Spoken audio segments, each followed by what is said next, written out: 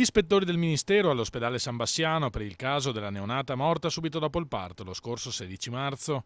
L'ispezione dei funzionari inviati da Roma è durata circa 4 ore, il tempo di esaminare tutte le carte per ricostruire l'accaduto a partire dall'ingresso in ospedale della donna e di sentire i due primari di ostetricia e pediatria.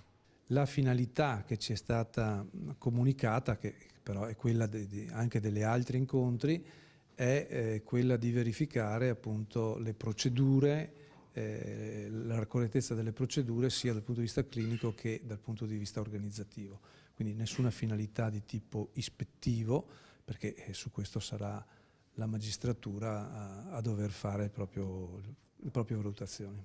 La sensazione che abbiamo è di un lavoro positivo e costruttivo, aggiunge il direttore sanitario Bortolo Simoni, che ha come finalità il miglioramento globale delle prestazioni erogate dall'ospedale.